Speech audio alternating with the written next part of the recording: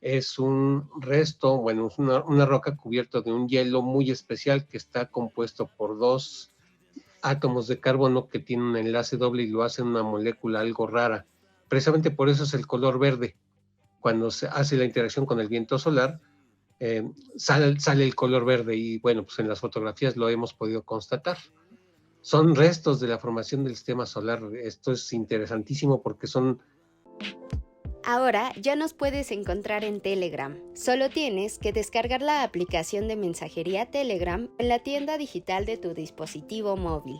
Busca la Jornada de Oriente y selecciona Unirse al canal. O también puedes escanear con la cámara de tu celular el siguiente código QR, que te llevará directamente a nuestro canal para suscribirte.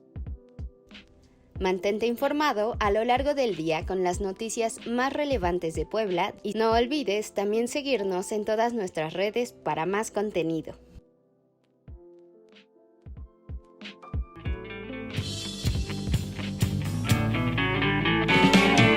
Muere el capital occidentalizado, muere el autoritarismo del Estado, perdón, me vi muy panfletario, es decir... ¿Qué tal? Buenas noches. Hoy es jueves 9 de febrero del 2023 y presentamos la emisión número 109 de Diálogos y Debates, un espacio creado para dialogar sobre temas de actualidad regional, nacional e internacional y debatir sobre diversos temas que merecen ser puestos en tensión. Dedicamos este programa a las víctimas del bloqueo de Estados Unidos en contra del pueblo sirio. Los fenómenos naturales son inevitables, pero los desastres son provocados por la codicia de unos cuantos. En la sección Memoria Histórica de Nuestra América recordaremos con Marco la promulgación de la Constitución mexicana. En la segunda sección pasamos revista a las noticias que trascienden la coyuntura y en la sección de Diálogos y Debates dialogaremos en torno a los avances del juicio en contra de Genaro García Luna. Nos preguntamos si se trata de otro montaje o realmente se hará justicia a todas las familias que padecieron esa guerra sin sentido. Hechos y perspectivas del caso de García Luna. En la sección Que ver, que escuchar, que leer, a dónde ir, Cori nos habla de las reformas a la Constitución a 106 años de su promulgación. Un balance de lo perdido y las esperanzas de lo recuperado. Cerramos nuestro programa con la sección de Dialogando con el Arte, la Cultura y la Ciencia y el Activismo, en una entrevista que tendremos con Rogelio Cruz Reyes, que es coordinador de capacitación astronómica del programa del Aula al Universo, un telescopio para cada escuela. Quédense con nosotros los próximos 50 minutos y sin más, con la información, vamos a empezar. Marco, por favor. Decir, en cada uno vive el cambio que no... Gracias, Víctor. Buenas noches a todas y todos quienes nos ven y nos escuchan.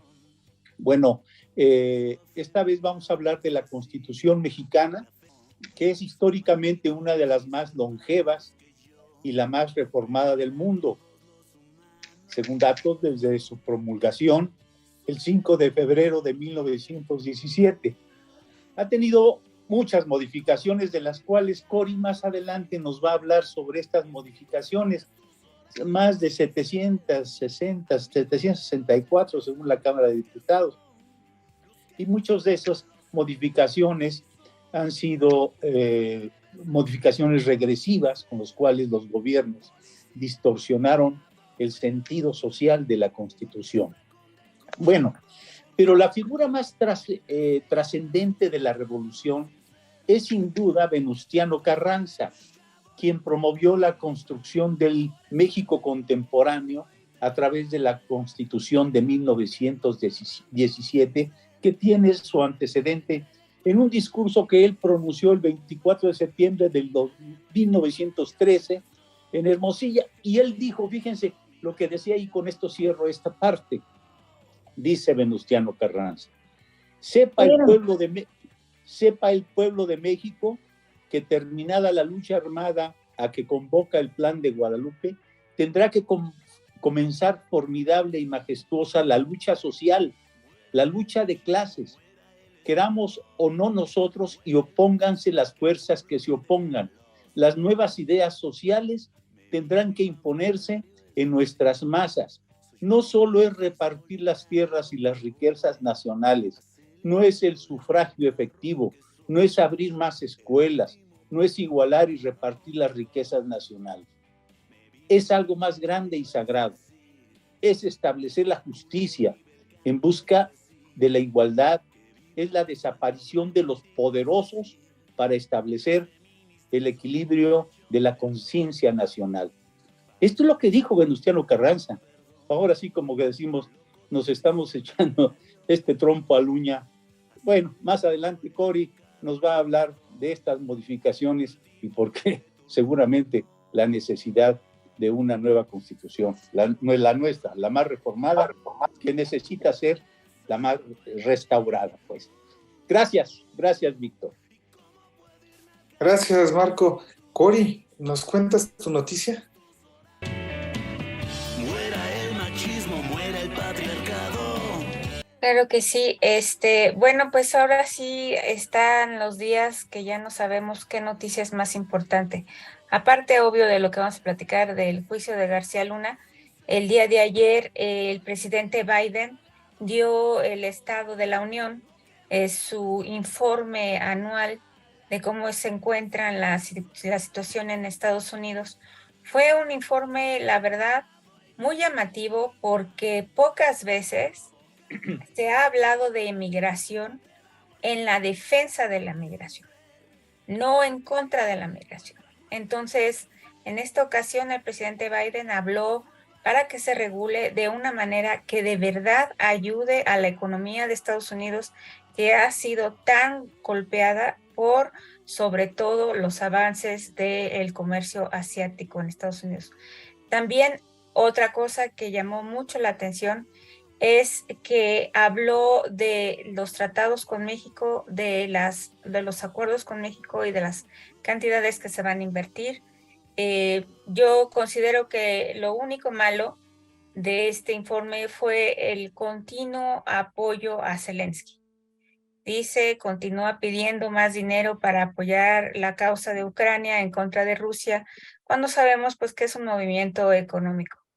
Y por último, algo que llamó mucho la atención es que dentro de esta crisis económica de Estados Unidos, él acusa a las empresas más grandes que ganaron en el periodo de la pandemia y el año pasado un aproximado de 200 billones de dólares.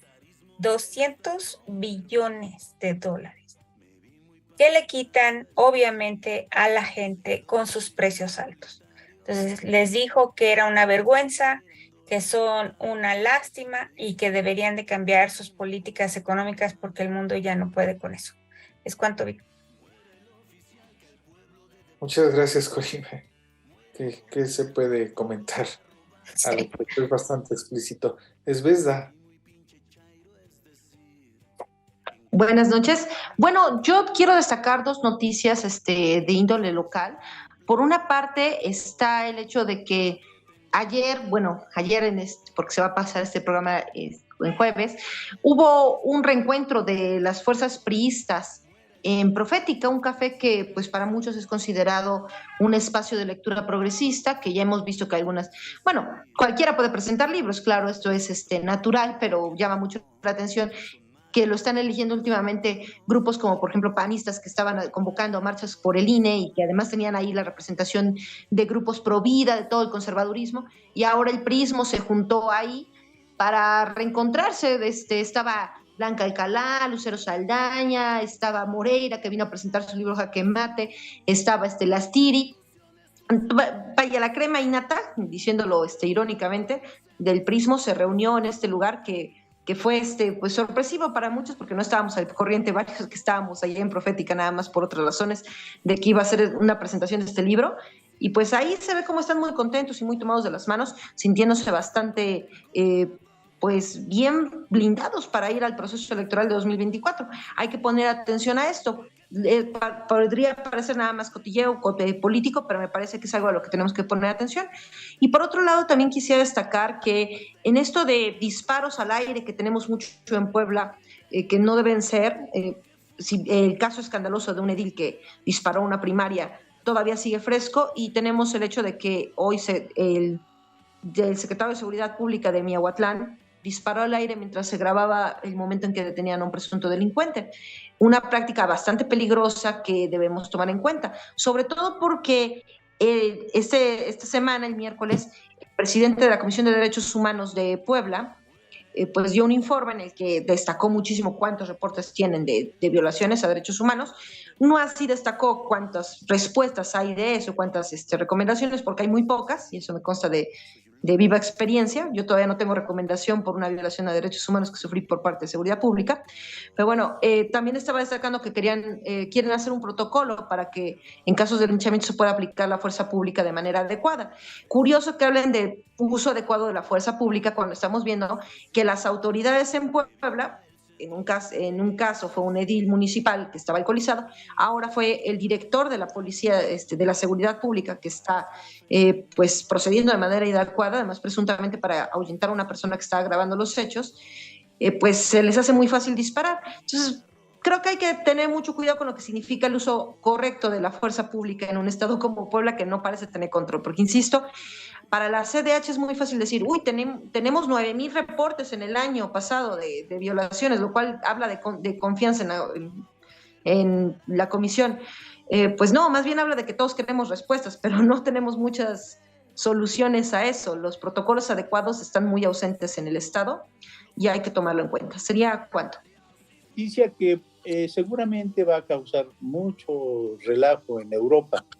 Resulta ser que un colega periodista, Seymour Hersh, desde Madrid, el día de ayer precisamente descubre a través de las investigaciones periodísticas que Estados Unidos está detrás de las explosiones de los gasoductos Nord Stream 1 y Nord Stream 2, mediante los cuales se transportaba gas ruso a Europa por debajo del mar Báltico, cuyas detonaciones ocurrieron, recordemos, en septiembre del 22. Este periodista no es cualquier cosa, es premio Pulitzer. La detonación de la vía más rápida para el abasto del gas ruso a Europa ocurrió 7 meses después de la invasión de Ucrania por parte de Moscú, y fue uno de los factores que hizo elevar los precios de los energéticos y que incrementó las tensiones, obviamente, entre Rusia y Occidente. Y además hace una precisión. Dentro de sus investigaciones, Hersh explicó que los responsables del presunto sabotaje fueron buzos de la Marina estadounidense que habían colocado los explosivos durante las maniobras que le llaman Baltops 22 de la OTAN, la Organización del Tratado Atlántico del Norte. Señaló también que las autoridades noruegas fueron las encargadas de hacer la explosión correspondiente. Según el periodista, el 26 de septiembre, un avión de la Marina noruega lanzó una boya hidroacústica que detonó los artefactos explosivos que previamente buzos norteamericanos habían colocado en estas sondas que transportan estos gases, el Nord Stream 1 y Nord Stream 2. Y seguramente va a haber mucho revuelo con respecto a esto. Esa es la nota, es todo. ¿Sí? Gracias, Marco. Bueno, pues así cerramos esta sección. Muera el patriotismo falocentralizado, perdón. Y pasamos a nuestra siguiente, donde vamos a debatir acerca de lo que está sucediendo con Genaro García Luna en el juicio que se lleva a cabo en Estados Unidos. La pregunta es que si se trata de otro montaje como los que él acostumbraba a realizar, o realmente se hará justicia para las familias que padecieron esa guerra. Se le ha dado seguimiento a la noticia que en los medios tradicionales, en aquellos medios que son masivos y que son de consumo ya bastante extendido en el público mexicano, pues casi no se le ha dado cobertura, más que marginal, pero hay otros medios independientes donde se le ha estado dando cobertura. Las restricciones que se presenta el seguimiento del caso, pues es que los reporteros no pueden ingresar grabadoras ni celulares, vaya, ningún dispositivo electrónico, y solo se tiene que confiar pues en sus libretas y sus plumas, la buena memoria, su capacidad de escribir rápido y pues confiar en que nos están diciendo la verdad. Aún así ha salido mucho material en donde pues se han involucrado ya a personas como Felipe Calderón. Sin embargo, pues queda todavía aquí la duda de si se trata de un montaje de los Estados Unidos o en realidad se va a buscar justicia. ¿Qué piensas al respecto, Marco? Bueno, yo creo que efectivamente se ha denotado que esto pareciera ser que es el juicio del siglo. Yo creo que había que ver en este sentido si efectivamente lo es. Pero hay algo que tiene que ver con respecto a las declaraciones que han hecho determinados capos y algunas gentes que han involucrado a gobernadores y obviamente esta vez salpica fuertemente al expresidente Felipe Calderón. Mi opinión es que este personaje, Calderón, debe dar una explicación a la ciudadanía sobre los señalamientos en su contra, sobre todo porque había ordenado proteger al líder del cártel de Sinaloa, Joaquín El Chapo, ¿sí? Acusaciones que se ofrecieron como parte del juicio que en Estados Unidos se sigue en contra quien fuera su mano derecha en materia de seguridad, que es Genaro García Luna. Bueno, el haber sido presidente, este panista debe una aclaración. Además que en todo momento tiene opiniones de diversos temas, por lo que ahora hay uno que lo atañe directamente. Él debe de exponer su posición. En mi pueblo dicen, te haces, pero bien sabes que lo eres. Que lo explique él.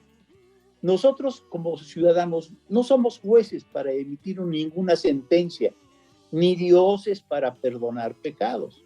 Pero el pueblo de México tiene derecho a saber. Él tiene que venir y que explique de manera puntual. Esta es la situación, eso es lo que yo pienso de este personaje, que ahora está haciendo incluso declaraciones y opina sobre diferentes formas, se echa de clavado a una alberca y se pone a tomar alcohol junto con determinados personajes de la farándula. Y bueno, ¿de qué se trata? Cuando incluso ya en Estados Unidos ya hay un señalamiento concreto en el cual le han echado verdaderamente toda la porquería justo en su cara. Él está refugiado en España. Ahí está, es un refugio. Lo tiene Aznar, el fascista, este personaje, y ahí lo tienen apapachándolo. Yo creo que esto debe de ser algo importante para que esta persona venga y nos explique a los mexicanos por qué hizo este tipo de cuestiones y a qué se debe toda esta situación. Es todo, Víctor. Yo pienso que para empezar el debate podemos calentar el ambiente en este sentido. Pues sí. Yo creo que caliente ya está el ambiente. ¿Qué piensas, Esvesda?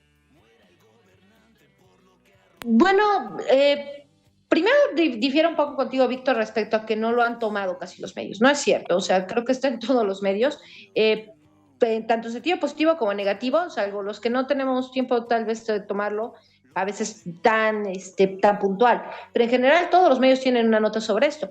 Ahora, no es algo inusual el hecho de que no se permitan cámaras, no se permitan grabadoras, porque está siendo juzgado en Nueva York. Hay algo muy importante que entender del sistema de justicia estadounidense, que creo que el neoyorquino es uno de los más avanzados, porque si fuera un juicio tipo California, o sea, estaría como el de Johnny Depp y Amber Heard, que todas las cámaras estaban, y es una cosa nefasta, porque es un espectáculo completamente. Nueva York tiene unas leyes mucho más estrictas respecto al uso de cámaras, y es una cosa que ellos han luchado precisamente a partir de los juicios, sobre todo desde los años 90, principios de los 2000, de los capos de la mafia neoyorquina, que no hubieran cámaras, para que no se mediatizara tanto, los jurados no fueran tan manipulables. Creo que es un avance muy importante en varios estados de Estados Unidos el que no permitan las cámaras. De hecho, es un trabajo muy interesante el de los dibujantes, todo esto, los que transcriben. El show no me parece que venga de esa parte. El show me parece en el hecho de que finalmente la justicia que tiene que venir para México tenemos que hacerla aquí con muchísimos mecanismos que todavía tenemos que pulir. Ya estamos avanzando, o sea, finalmente es algo positivo que lo vemos por lo menos discutido, que se van abriendo cosas, pero esto no nos va a dar los frutos que queremos, o sea, en eso tenemos que estar claros. A mí me parece muy exagerado que digamos que es el gran juicio, o sea, sí está lucrando, en el acostado lo tenemos, eso ya lo sabemos, o sea, y está bien descubrir nuevos nombres, pero tampoco es como que estemos ahí viendo el hilo negro y cosas que no tengan que tener justicia aquí, en México, en nuestro proceso. Finalmente, lo que nos puede otorgar Estados Unidos va a ser muy limitado por lo que ellos quieren que se sepa. Ellos no quieren moverse hacia ciertas direcciones y no lo van a hacer. No los vamos a obligar por esto. Ya hay concesiones, ya hay avances y está positivo, pero pues no exageremos lo que se puede lograr con esto. A mí me parece que, pues, por ejemplo, en eso de lo mediático, pues es muy interesante ya de encontrar los nombres de quiénes son los dueños de periódicos que participaron. Tenemos que seguir cuestionando. Las cuestiones con Calderón, pues tenemos que ver que acá en México se avanza el juicio a los expresidentes y tiene que empezar por Calderón, porque es el pez más gordo de los que tenemos ahí. Bueno, otros robaron tal vez más, otros son más significativos como Salinas de Gortari, pero pues Calderón es el que además le trae ganas a mí. Entonces es el con el que queremos empezar. Yo creo que tampoco debemos exagerar los efectos que pueda tener en Estados Unidos esto. Hasta cierto punto ha sido bien llevado.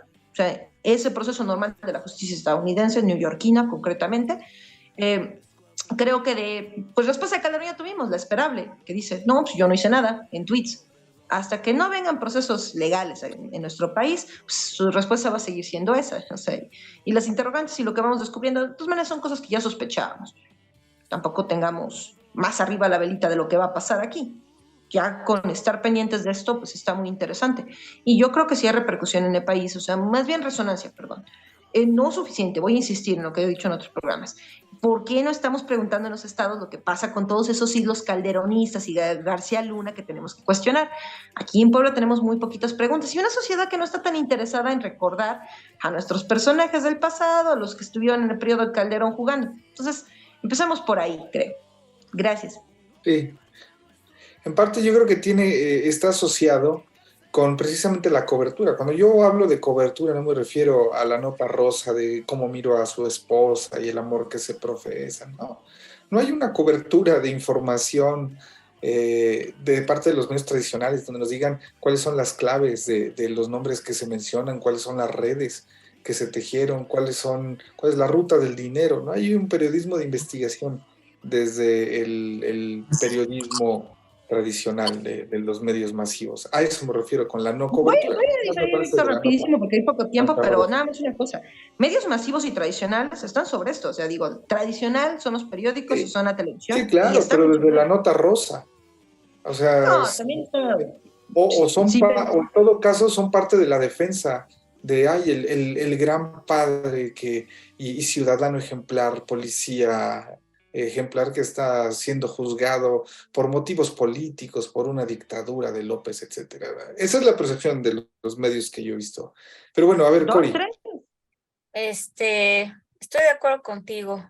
Ahí está la nota de antier del Reforma en el que dice que acusan a Calderón, pero de oídas.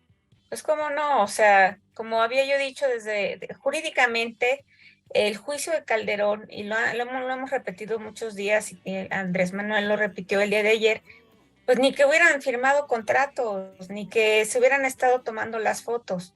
Sin embargo, el día de ayer, el procurador Vieira, de Nayarit, dijo que sí se tomaron fotos, y que sí tienen fotos con Calderón, con Genaro García Luna, está también en la foto el gobernador y el presidente municipal de aquel entonces de Tepic, Nayarit.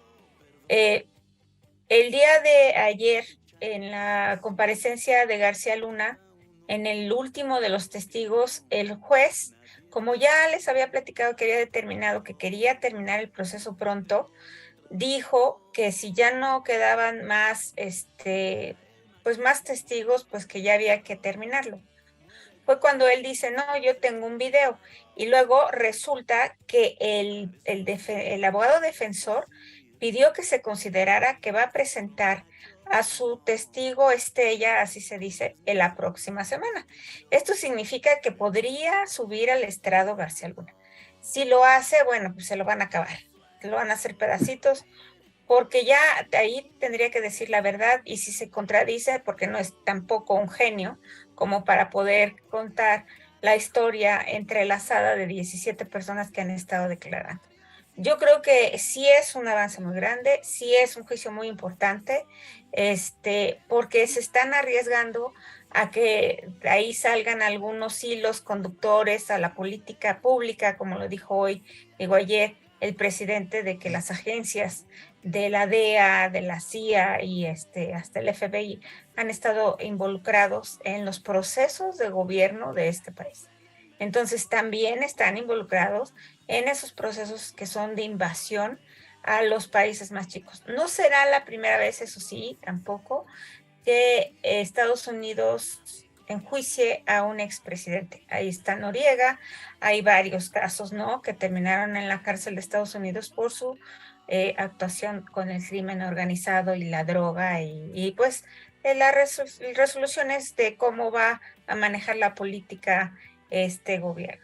Este gobierno le salió de mucha suerte lo que sucedió con García Luna, porque como dice Andrés Manuel, él no pudo haberlo premeditado, pero Biden sí, y ahí sí lo dejaron pasar para que pues llegue más tiempo cerca a las siguientes elecciones.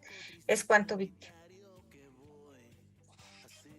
Eso porque hay que recordar que hay elecciones en Estados Unidos y dentro del Deep State pues también hay facciones que están involucradas, que pertenecen a una política de Estado. Los Estados Unidos son un imperio que se ha dedicado a invadir y que tiene en el narcotráfico una de sus fuentes no solo de financiamiento, sino de contrainsurgencia en nuestra América De control, principalmente. aliados, Y que, bueno, sí, espías, claro, y etcétera. que sin duda los narcotraficantes y toda la policía, incluso en algún momento las Fuerzas Armadas, le han servido a los Estados Unidos, no solo en México, sino en toda nuestra América, como una paralela de mantener control sin invadir directamente a los países y así poder mantener su control sobre los territorios, y no creo que se arriesguen a perder eso. Es muy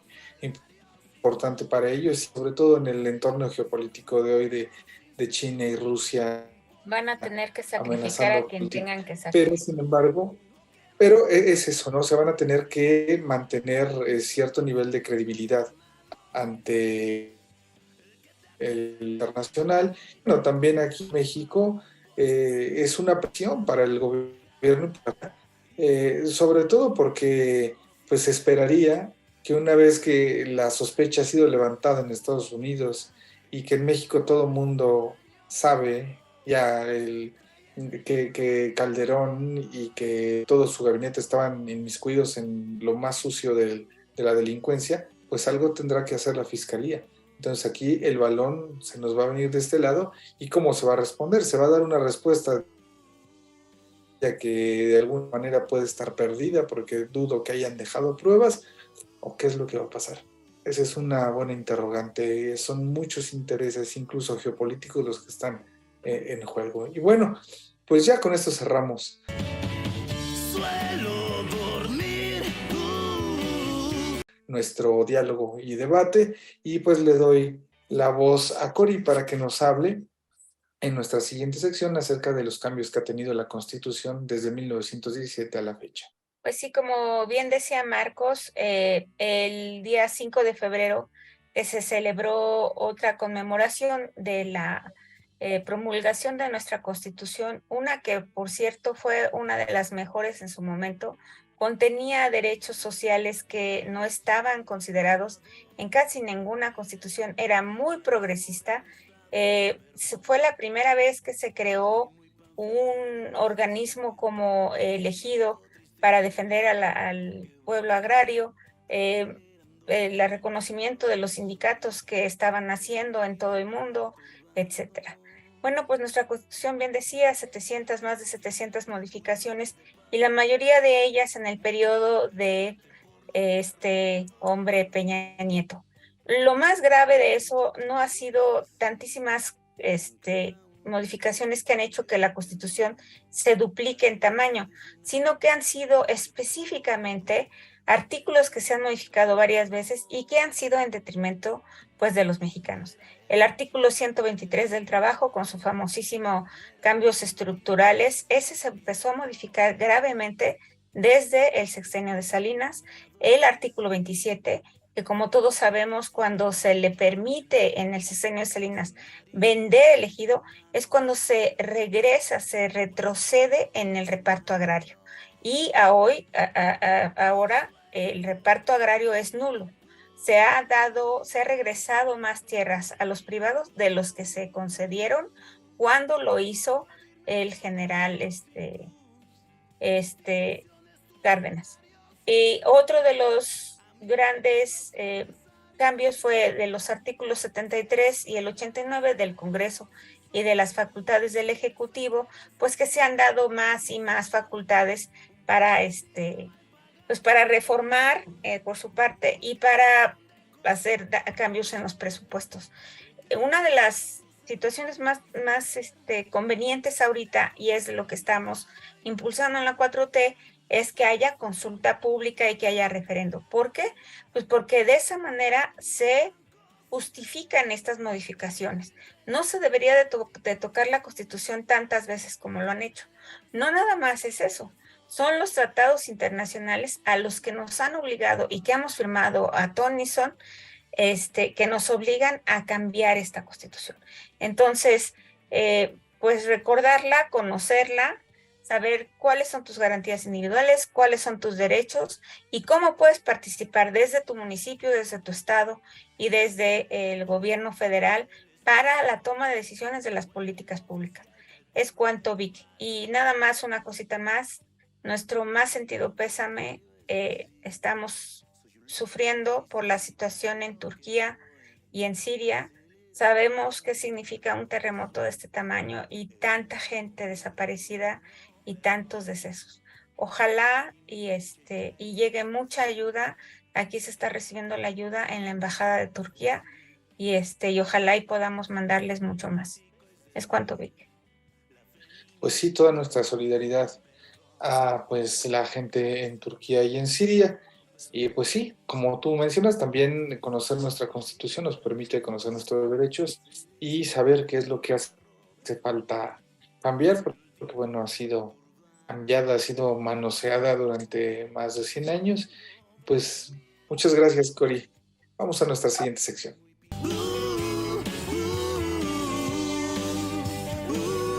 Pues pasamos ya a nuestra última sección del programa. Hoy nos toca entrevistar a Rogelio Cruz Reyes. Él es licenciado en Física por la Facultad de Ciencias Físico-Matemáticas de la UAP, maestro en Educación en Ciencias para las Facultades de Ciencias Físico-Matemáticas, Ciencias Biológicas y Ciencias Químicas y Medicina también de la UAP, maestro en Educación por la Universidad ETAC en línea y es doctorante en Investigación Educativa por el Centro de Estudios en Educación dependiente de la UNAM.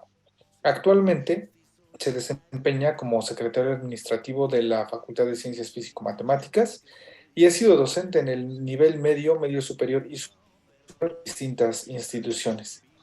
Es profesor investigador de la Facultad de Ciencias Físico-Matemáticas de la UAP y trabaja en áreas de habilidades del pensamiento, formación humana y social, enseñanza y filosofía de la física. Es un divulgador de la ciencia y es miembro de la Sociedad Mexicana para la Divulgación de la Ciencia y la Técnica. Es coordinador también de capacitación astronómica para el programa del Aula al Universo, un telescopio para cada escuela. Un programa que promueve las vocaciones científicas entre los jóvenes a partir de la construcción de telescopios y el aprendizaje de la astronomía en contextos observacionales directos. Hoy nos habla del cometa C/2022, E3, que ha sido un tema de relevancia en días recientes. Ya, sin más, le doy la palabra a Rogelio para que nos hable sobre este cometa. ¿Qué tal? Muy buenas noches.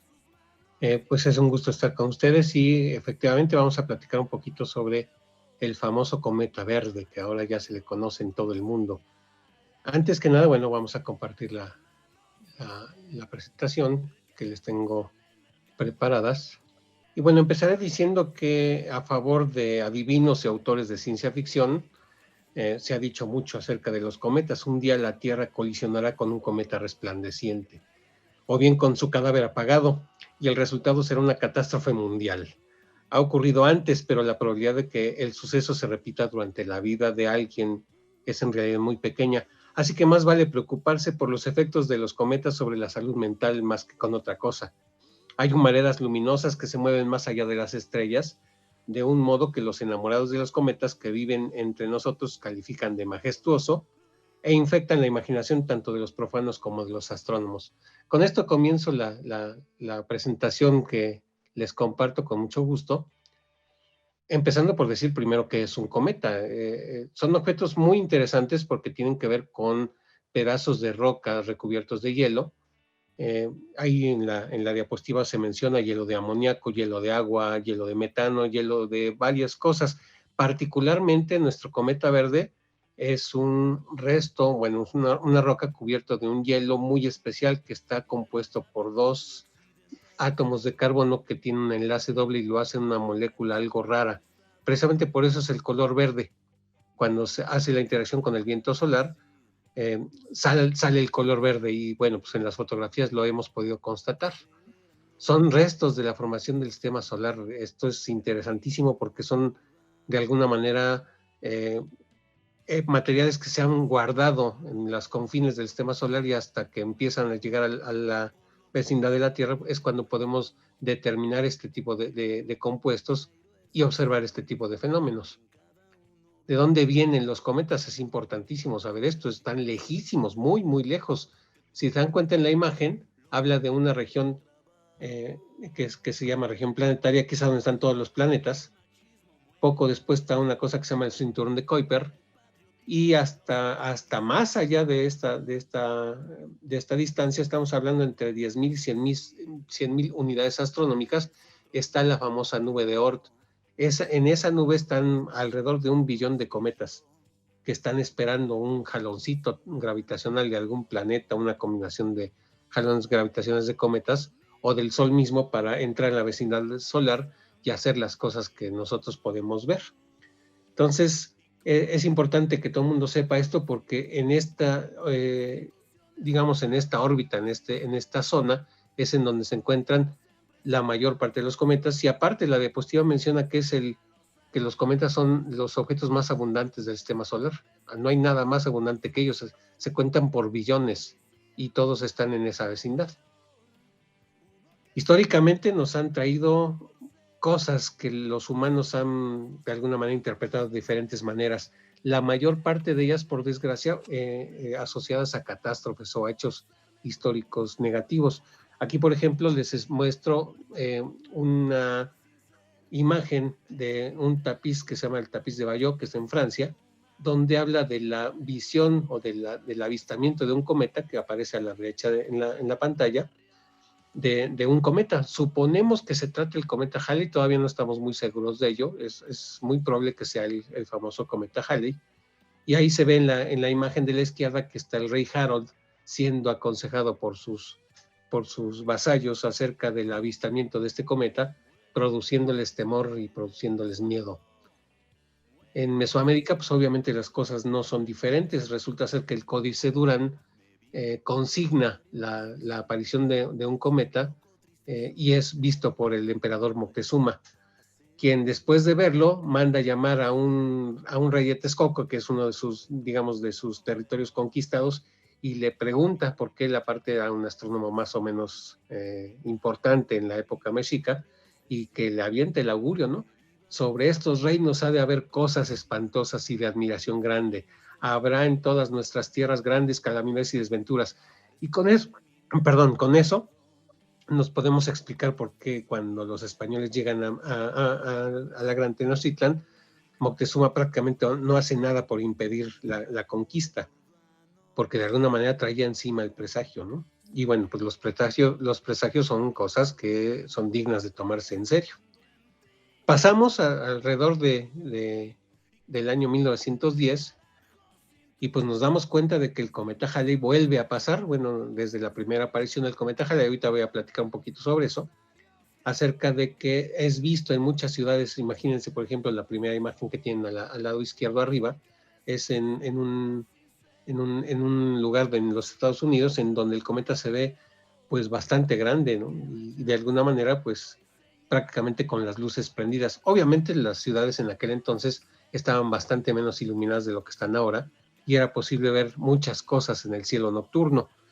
Y bueno, pues hay caricaturas, hay fotografías, hay vestigios de que este cometa pasó por la Tierra, y no solo eso, pasó suficientemente cerca como para que la cauda del cometa fuese atravesada por la Tierra, y a alguien se le ocurrió la desventura de soltar la idea de que había cianuro en la coma del cometa, en la cauda del cometa, perdón, la coma es la parte de la cabeza del cometa, y se desató la fiebre del fin del mundo. Todo el mundo auguraba que se iban a envenenar todos y que se iban a morir todos, salvo los no incrédulos que prefirieron hacer negocio con eso y empezaron a vender mascarillas antigas. Se hicieron millonarios con eso, por supuesto, ¿no? Y bueno, el nombre del cometa Halley, pues obviamente en honor al astrónomo muy amigo de Newton, Edmund Halley, que identificó la periodicidad de este cometa a través de las sucesivas apariciones que había tenido alrededor de la Tierra en registros más o menos históricos. Entonces hizo los cálculos, encontró que cuando lo vio él se volvería a aparecer dentro de 75 años, y cuando volvió en 75 años, Halley ya no existía, por supuesto, ya había muerto. Pues todo el mundo dijo que era un logro de él, por supuesto también basado en la teoría de la gravitación de Newton, y se decidió que el cometa llevara su nombre. Y bueno, de alguna manera, hasta clave ya tienes, el cometa 1P Halley, que regresará, por cierto, en el año 2061. Estimados entrevistadores y estimado público, hagan sus cuentas, cuántos años van a tener cuando esto ocurra. Algunos lo verán, algunos otros ya no. Los cometas se hacen interesantes porque, bueno, les voy a traducir más bien resumir lo que le está mencionando esta diapositiva.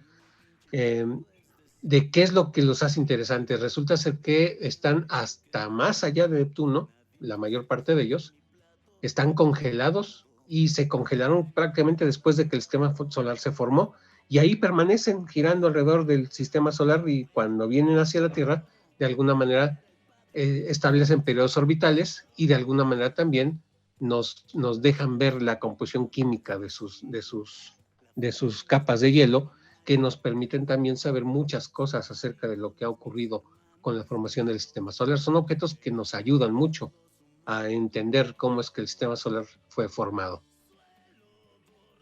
Y bueno, los cometas tienen órbitas. La tercera ley de Kepler, más bien dicho, la primera, dice que todo cuerpo alrededor de otro que tiene gravitación da vueltas alrededor de él en elipses. En algunos casos, los cometas no solamente lo hacen en elipses, sino en parábolas. La primera de las dos diapositivas, de las dos imágenes que están viendo acá, hablan de la trayectoria de un cometa en forma de parábola. Entonces es importante que esto también se pueda ver. Esta es la trayectoria del cometa, que de alguna manera es perturbada por la presencia de los planetas. Entonces alteran la órbita y hacen que el cometa pase una sola vez por la vecindad de la Tierra y el Sol, y no regresa nunca.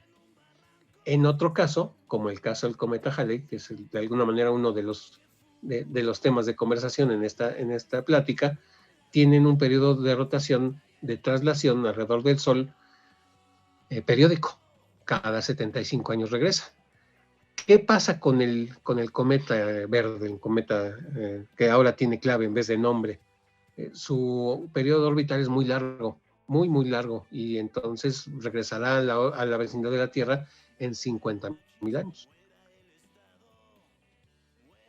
Ahora bien, ya que de alguna manera establecimos algunas características acerca de los cometas, pues vamos a centrarnos un poco acerca de el reporte técnico de lo que nosotros hicimos con el proyecto del Aula del Universo con el cometa verde.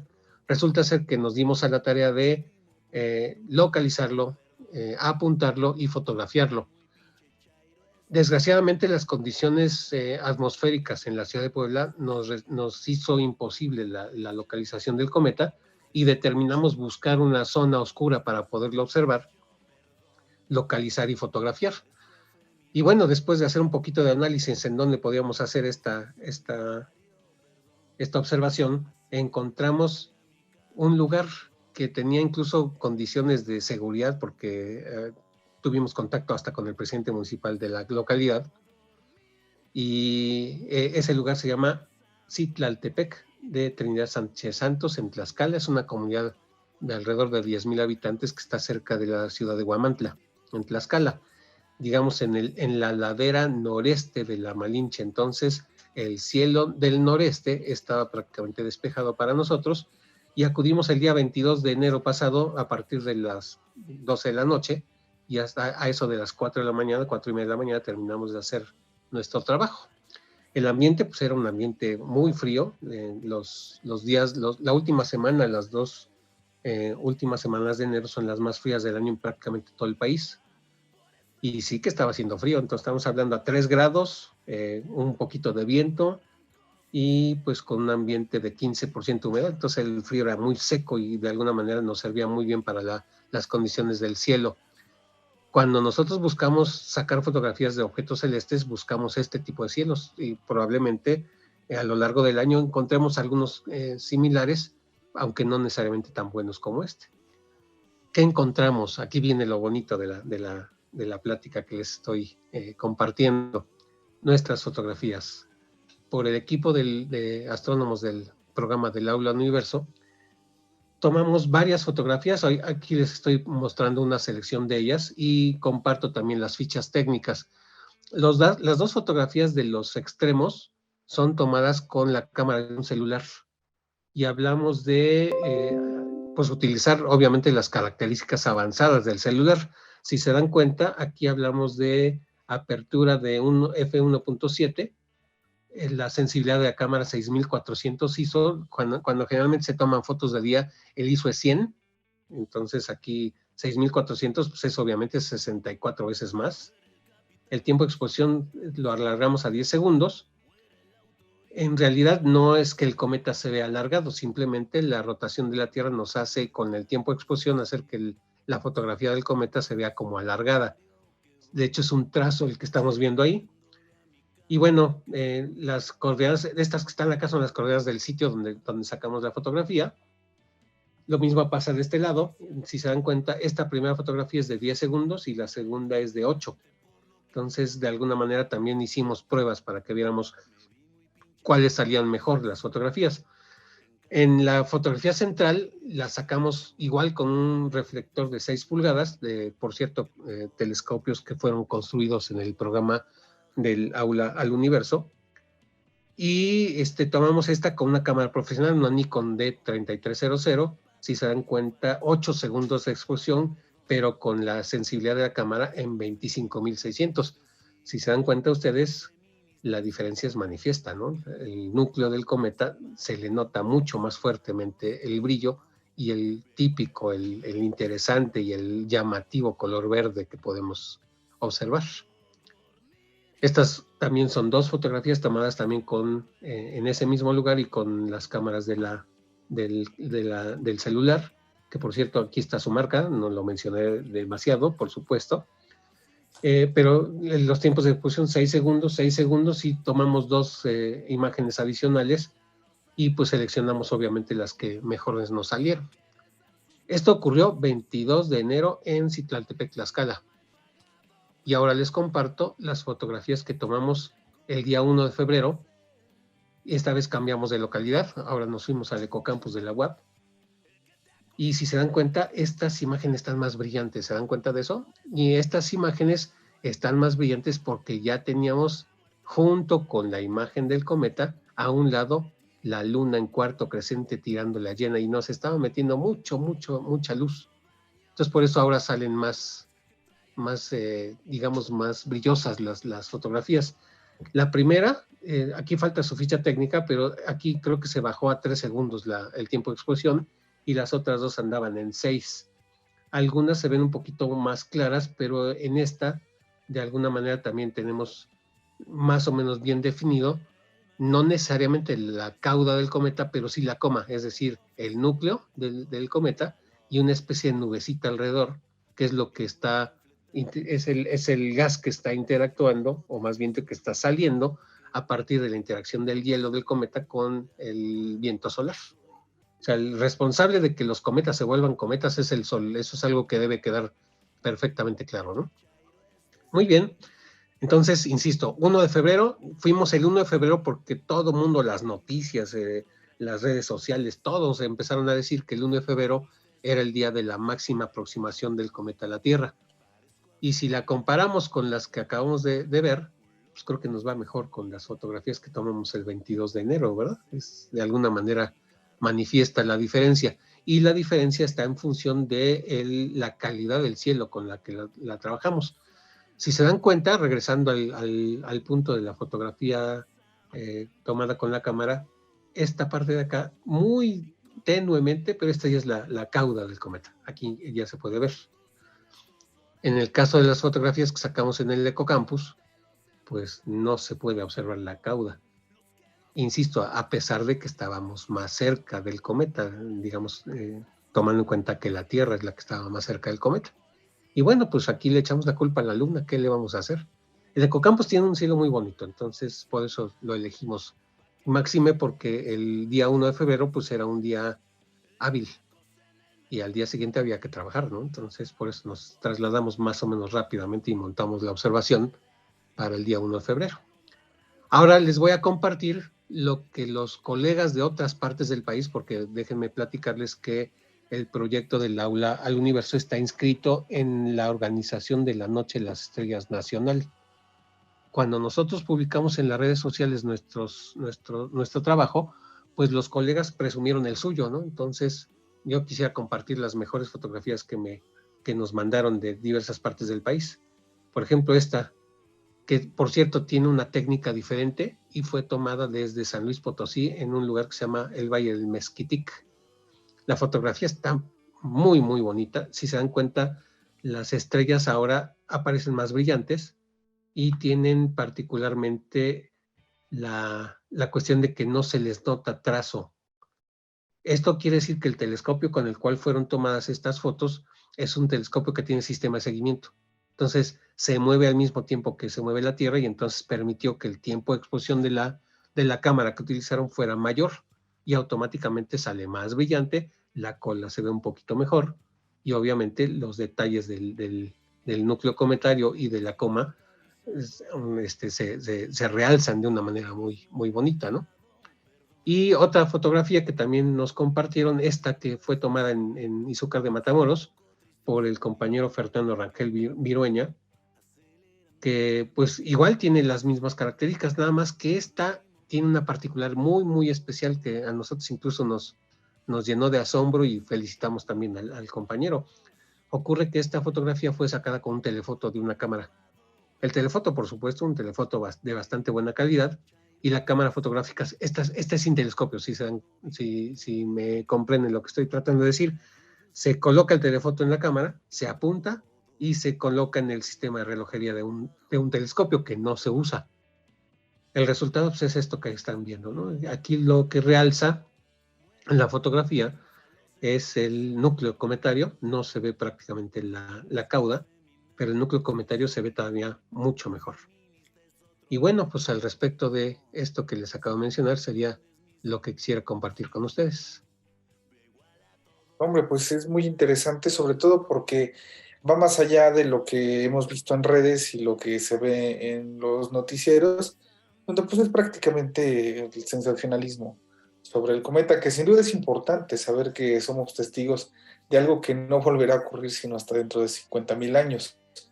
Pero me gustaría preguntarte, las diferencias, por ejemplo, entre la intensidad y la claridad con la que se ve este cometa y, por ejemplo, cometas como el Halley, ¿se debe al tamaño del cometa, se debe a su composición química o se debe a la cercanía que pasa con la Tierra o una combinación de todo? Háblanos, por ejemplo, de la visibilidad que tienen los cometas y la relación con las variables que nos permiten pues, tener mayor claridad.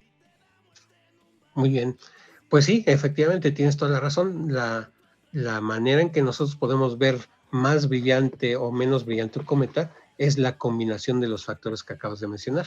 Es decir, qué tanto se está desintegrando, que de alguna manera estaría asociado a la cercanía con el Sol, qué tanto cerca de la Tierra está, evidentemente también ese es un factor, y el otro factor es qué tan oscuro, qué tan libre de contaminación lumínica lo estamos observando nosotros. Mientras más oscuro esté el cielo que nosotros estemos utilizando para verlo, evidentemente el efecto será mejor. Se mencionó mucho en las redes sociales el asunto de que se vería a simple vista, de que en las ciudades sería un espectáculo muy bonito, pero pues desgraciadamente cuando nosotros lo vimos el 22 de enero, nos llevamos alrededor de 2 horas y media a encontrarlo en el buen cielo de Citlaltepec, imagínate nada más, ¿no?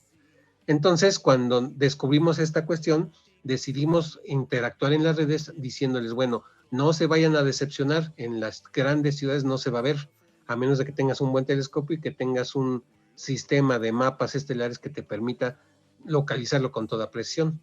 Después de nuestra observación del 22 de enero, aquí, por ejemplo, en casa lo he estado buscando en 3 ocasiones consecutivas. Lo he encontrado porque finalmente ya sabemos por la trayectoria por la cual va, pero ya poniéndole el ojo al telescopio, pues se ve una manchita insignificante, una cosita de nada, y la fotografía es la que nos ayuda a sacar los colores.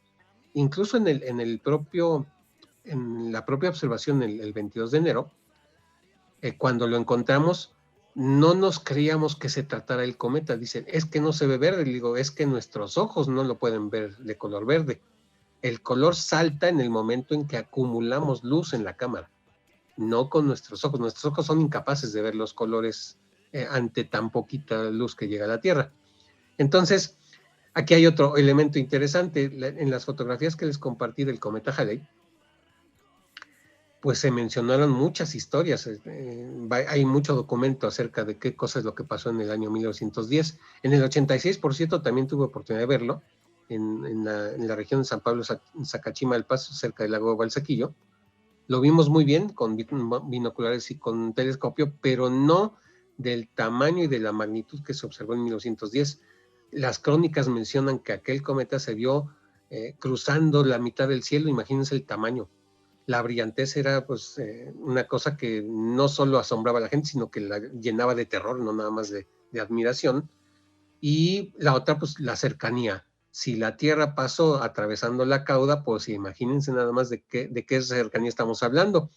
La cercanía mayor del cometa verde fue de 42 millones de kilómetros. La cercanía del Halley en el 1910 fue bastante más cerca que la Luna, 300,000 kilómetros, vamos a poner un parámetro ahí. Entonces la diferencia es abismal, ¿no? Y entonces cuando nosotros consideramos este tipo de parámetros, nos podemos dar cuenta por qué, de alguna manera, los cometas pueden ser motivo de asombro, motivo de miedo o motivo de, en este caso, de admiración, como lo estamos haciendo a través de la observación astronómica. ¿Y cuál es el tamaño promedio de la cauda de un cometa y de la coma? O sea, ¿de qué tamaño tiene que ser un objeto para que a esa distancia sea visible de esa intensidad desde la Tierra? Uy, la cauda de los cometas está en función de cuánto hielo tienen en su composición y de qué tan cerca llegan del Sol como para que la interacción haga que se crezca la cola, ¿no? Si lo vemos, por ejemplo, en el caso del cometa verde, estamos hablando de quizá un par de millones de kilómetros de largo. En el caso del cometa Halley llegó a ser de 4 millones de kilómetros, es una cola grandísima, ¿no? Y los núcleos cometarios de alguna manera también tienen sus particularidades. La mayor parte son rocas poquito o bastante más chicas que un asteroide, de los que están alrededor de la Tierra, perdón, alrededor del Sol, entre las órbitas de Marte y de Júpiter. Entonces ahí están la mayor parte de los asteroides y muchos de ellos vía telescopio se pueden observar. Hay unos grandototes, hay un par de asteroides más grandes que Mercurio, pero ningún cometa que hemos visto, sobre todo en tiempos históricos, resulta más grande que unos cuantos decenas de kilómetros de tamaño, ¿no? Ahora, Si pensamos en lo que ha ocurrido con lo que les platiqué al principio de la plática acerca de que la Tierra terminara con un impacto cometario, pues ya han ocurrido. Uno de ellos, el famosísimo evento de Tunguska en Siberia en 1908. Cayó un pedazo de cometa por ahí y generó una explosión que se oyó en todo el mundo, y se estima que el tamaño del pedazo equivalía solamente a 2 campos de fútbol, era 200 metros quizá, de diámetro del tamaño de este pedazo de cometa, ¿no? Y generó, pues, obviamente, la onda expansiva, generó incendio forestal, no generó cráter, por cierto, y estaba teniendo locos a los científicos, hasta que un científico soviético en aquel entonces, Leonid Kulik se llamaba él, se fue a hacer la expedición hasta allá, porque estaba en la tundra de Siberia, y era prácticamente inaccesible llegar hasta allá. Llegó hasta allá, cavó, buscó, encontró el paraje de los árboles tendidos como si fueran fósforos rotos alrededor del núcleo del impacto, pero no encontró cráter, no encontró roca, no encontró nada. Entonces dijo, ¿y ahora qué pasó aquí? La única explicación posible es que era un pedazo no necesariamente de roca del cometa, sino de hielo del cometa, que fue lo que de alguna manera produjo el impacto y la consecuente afectación, ¿no? Pero imagínense nada más de qué tamaño debió haber sido el trancazo, que todos los sismogramas de Europa se movilizaron, o sea, registraron una especie de ligero temblor, como si hubiera habido un terremoto. Y la onda expansiva le dio la vuelta al mundo varias veces. Entonces, no es cualquier cosa. Y luego, pues obviamente, todo lo que hemos visto Eso es mucha últimamente, y energía, sobre todo en los registros históricos, ¿no? de lejos, y sí, claro. Bueno, pues ha sido muy interesante escucharte, agradecemos mucho el tiempo que nos has dedicado, y pues con esto despedimos el programa, esperamos poderte tener pronto nuevamente hablándonos sobre el cielo, y pues ya con esto le damos las gracias a Rogelio y nos despedimos.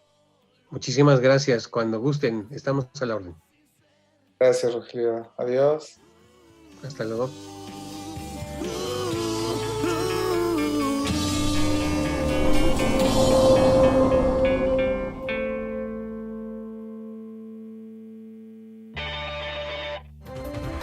Síguenos en nuestro canal de YouTube y activa las notificaciones.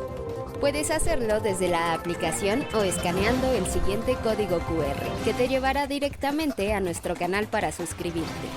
Mantente informado sobre los acontecimientos más importantes a nivel local, nacional e internacional. Y accede a nuestras secciones de análisis y opinión, con periodismo de calidad del día a día. Recuerda darle me gusta y compartir a nuestros contenidos. Y no olvides seguirnos en todas nuestras redes sociales.